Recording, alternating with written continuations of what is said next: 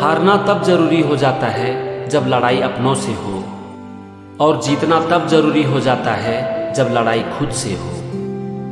मंजिलें मिले ये तो मुकद्दर की बात है, लेकिन हम कोशिश ही ना करें ये तो गलत बात है।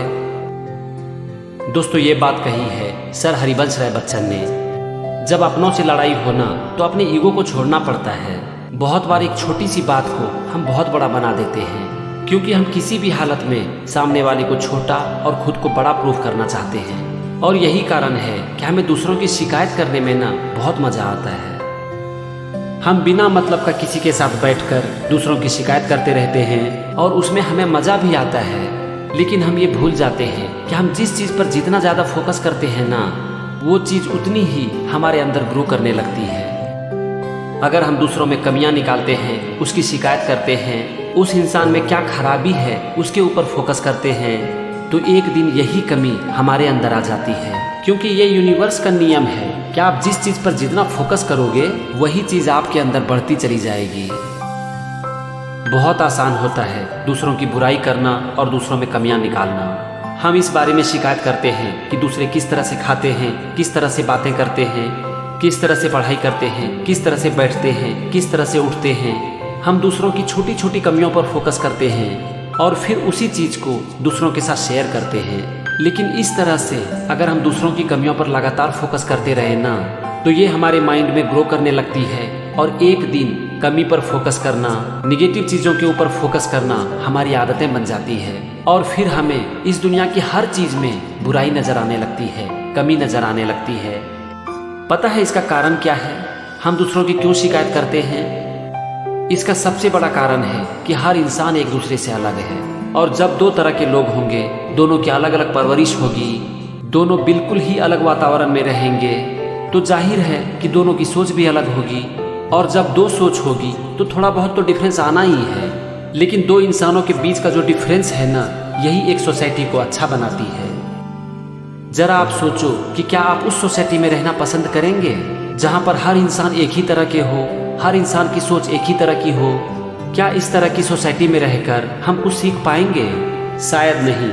ऐसी सोसाइटी हमें कुछ नहीं सिखा पाएगी। लोगों का डिफरेंट टाइप का होना ही हमारी सोसाइटी को अच्छा बनाती है। दोस्तों, अपनी ज़िंदगी के लिए अगर आप एक अच्छा काम कर सकते हो ना, तो कसम खा लो कि आज से ना तो हम किसी की शिकायत सुनेंगे और ना ही करेंगे।